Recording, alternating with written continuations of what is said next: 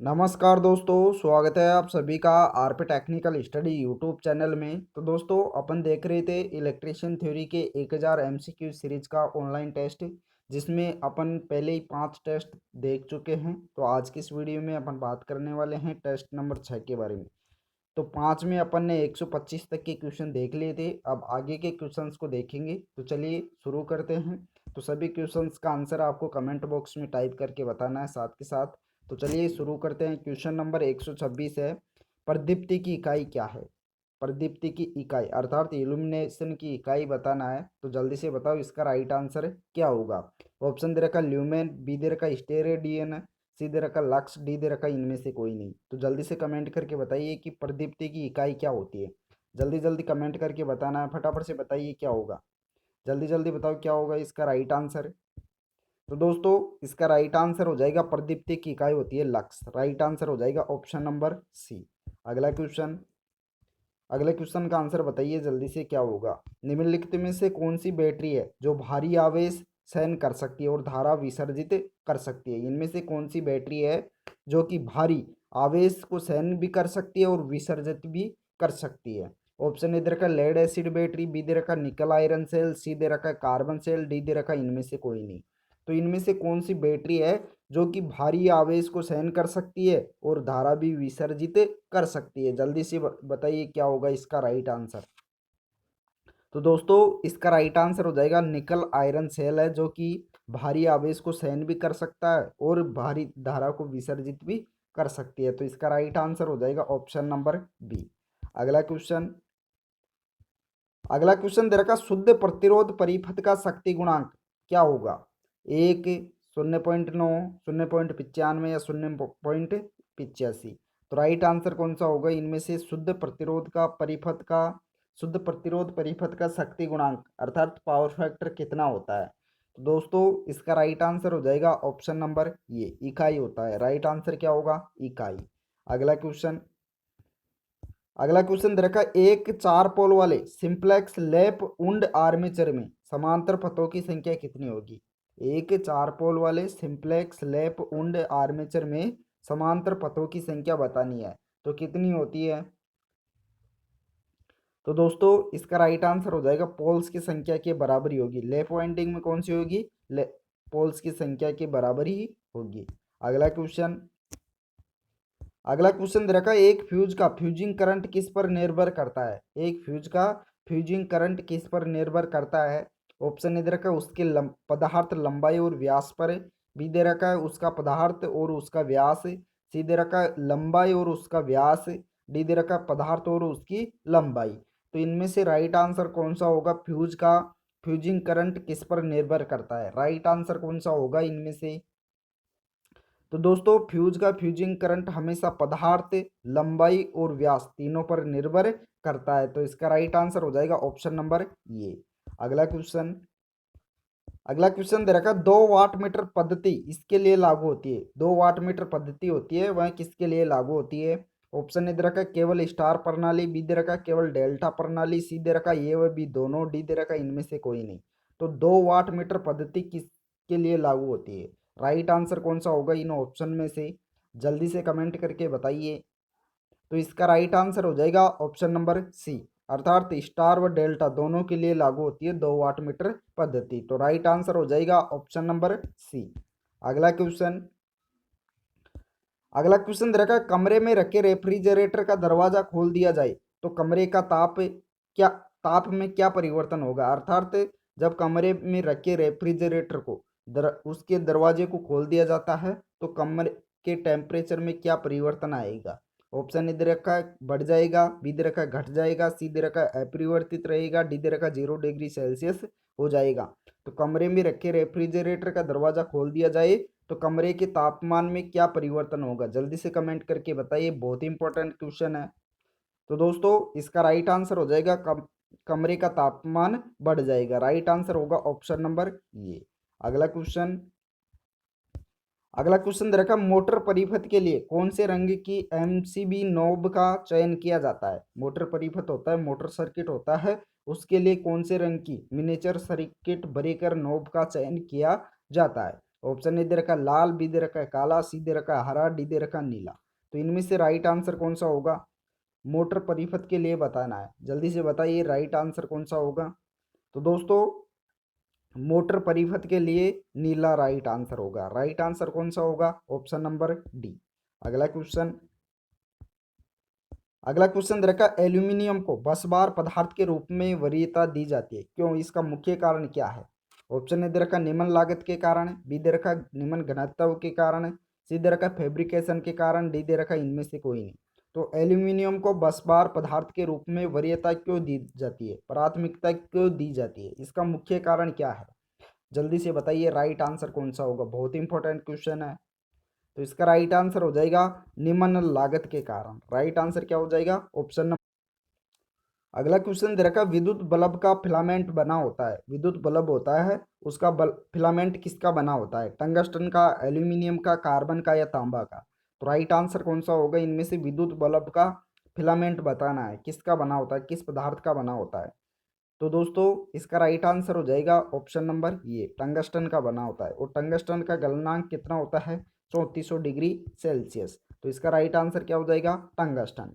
अगला क्वेश्चन, अगला क्वेश्चन दे रखा स्टेप अप ट्रांसफार्मर का प्रयोग किया जाता है विद्युत घंटी में, बैटरी चार्जर में, ट्रांजिस्टर में या टेलीविजन में। तो स्टेप अप ट्रांसफार्मर होता है उसका उपयोग किसके लिए किया जाता है? जल्दी से बताइए राइट आंसर कौन सा होगा।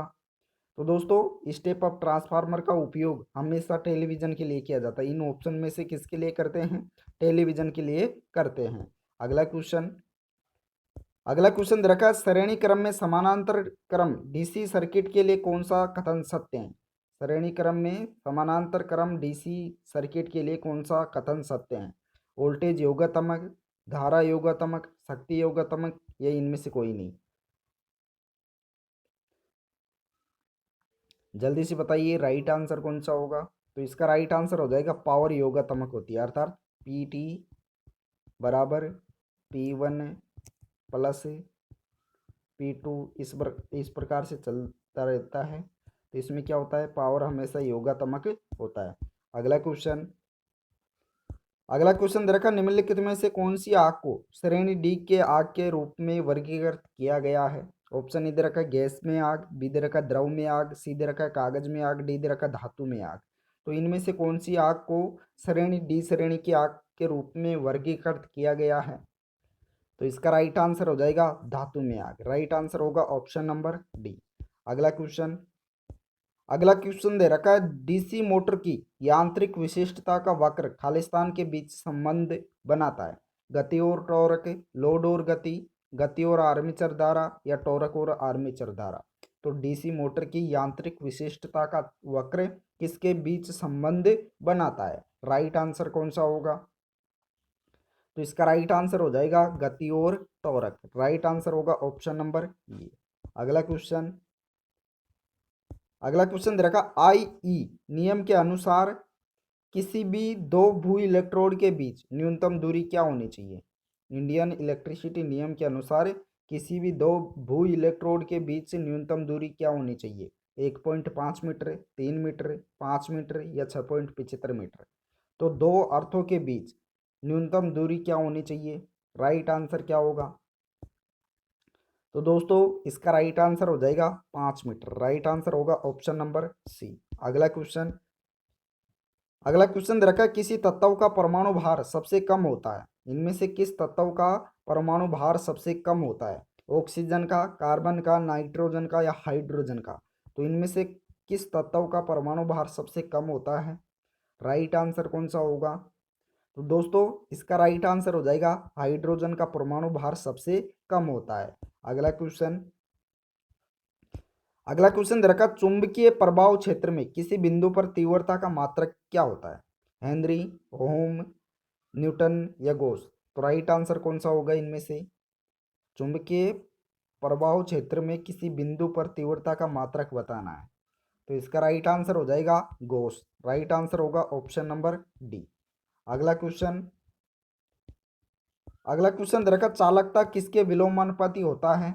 चालकता होती है वह किसके विलोमानुपाती होती है? रेजिस्टेंस के, इंडक्टेंस के, कैपेसिटेंस के या इनमें से कोई नहीं? तो चालकता होती है वह किसके विलोमानुपाती होती है? राइट आंसर कौन सा होगा? इसका राइट आंसर हो जाएगा रेजिस्टेंस, अर्थात प्रतिरोध के विलोमानुपाती होती है। अगला क्वेश्चन दे रखा, आर्क वेल्डिंग ट्रांसफार्मर की आउटपुट होती है। आर्क वेल्डिंग ट्रांसफार्मर होता है, उसकी आउटपुट बतानी है। निम्न वोल्टेज उच्च धारा, उच्च वोल्टेज निम्न धारा, निम्न वोल्टेज निम्न धारा, उच्च वोल्टेज उच्च धारा। तो राइट आंसर कौन सा होगा? आर्क वेल्डिंग ट्रांसफार्मर के लिए आउटपुट क्या होती है? तो दोस्तों इसका राइट आंसर हो जाएगा निम्न वोल्टेज और उच्च धारा होती है। राइट आंसर हो जाएगा ऑप्शन नंबर ये। अगला क्वेश्चन रखा, गली मोहल्लों में लगे पोल का स्टे वायर के साथ कितने कोण पर होता है? स्टे वायर होता है वह कितने कोण पर होता है? 30 डिग्री, 45 डिग्री, 90 डिग्री या 120 डिग्री। तो राइट आंसर कौन सा होगा इनमें से? तो दोस्तों जो गली मोहल्लों में पोल लगा होता है उसके साथ में स्टे वायर 45 डिग्री के साथ लगा होता है। कितने डिग्री पर लगा होता है? 45 डिग्री। अगला क्वेश्चन रखा, एक क्रिस्टल डायोड कैसा उपकरण होता है? एक क्रिस्टल डायोड होता है वह कैसा उपकरण होता है? रैखिक, अरैखिक, ये वह भी दोनों या इनमें से कोई नहीं। तो राइट आंसर कौन सा होगा इनमें से? इसका राइट आंसर हो जाएगा यह एक अरैखिक होता है। राइट आंसर होगा ऑप्शन नंबर बी। अगला क्वेश्चन देखा, जब 3 फेज मोटर के रोटर को रोककर परीक्षण किया जाता है तो स्टेटर में दी जाती है। जब भी 3 फेज मोटर को के रोटर को रोककर परीक्षण किया जाता है, टेस्ट किया जाता है, तो स्टेटर में क्या दिया जाता है? पूर्ण सप्लाई वोल्टेज, दोगुनी वोल्टेज, सप्लाई वोल्टेज की 10% या सप्लाई वोल्टेज का आधा। तो राइट आंसर कौन सा होगा इनमें से? इसका राइट आंसर जल्दी से कमेंट करके बताना है कि जब 3 फेज मोटर के रोटर को रोककर परीक्षण किया जाता है अर्थात टेस्ट किया जाता है तो स्टेटर में क्या दिया जाता है, कितना वोल्टेज दिया जाता है? तो इसका राइट आंसर हो जाएगा सप्लाई वोल्टेज की 10% दी जाती है। राइट आंसर होगा ऑप्शन नंबर सी। अगला क्वेश्चन रखा, ब्लोवर और पंखे में कौन सी मोटर लगाई जाती है? DC shunt motor, DC series motor, DC differential compound motor या उपरोक्त सभी। तो ब्लोअर और पंखे में कौन सी मोटर लगाई जाती है? इसका राइट आंसर कौन सा होगा? तो इसका राइट आंसर हो जाएगा डीसी शंट मोटर लगाई जाती है। राइट आंसर होगा ऑप्शन नंबर ये। अगला क्वेश्चन दे रखा, चेतावनी चिन्ह की धरातल की आकृति कैसी होती है? वर्ताकार, वर्गाकार, आयताकार या त्रिभुजाकार। तो चेतावनी चिन्ह होते हैं उनकी धरातल की आकृति बतानी है। तो इसका राइट आंसर हो जाएगा त्रिभुजाकार होती है। राइट आंसर होगा ऑप्शन नंबर डी। अगला क्वेश्चन दे रखा है, निम्न में से किसके परिपथ में कनेक्ट करते समय ध्रुवता का ध्यान रखना आवश्यक है? इनमें से किस कैपेसिटर को कनेक्ट करते समय पोलैरिटी का ध्यान आवश्यक होता है? ऑप्शन ए दे रखा इलेक्ट्रोलिटिक कैपेसिटर, बी दे रखा पेपर कैपेसिटर, सी दे रखा सिरेमिक कैपेसिटर, डी दे रखा माइका कैपेसिटर। तो इनमें से कौन सा कैपेसिटर है जिसको सर्किट में कनेक्ट करते समय पोलैरिटी का ध्यान रखना आवश्यक होता है? तो इसका राइट आंसर हो जाएगा इलेक्ट्रोलाइटिक कैपेसिटर है जिसको कनेक्ट करते समय पोलैरिटी का ध्यान रखना आवश्यक होता है। तो इसका राइट आंसर हो जाएगा ऑप्शन नंबर ये। तो दोस्तों इस वीडियो में इतना ही। वीडियो पसंद आया हो तो वीडियो को लाइक कर दीजिए और अपने दोस्तों के पास भी ज़्यादा से ज़्यादा शेयर कर दीजिए। जिस दोस्त ने भी अभी तक चैनल को सब्सक्राइब नहीं कर रखा है वो सभी दोस्त एक बार चैनल को सब्सक्राइब भी कर लीजिए, साथ ही ऑल नोटिफिकेशन बेल को भी ऑन कर लीजिए। Thank you.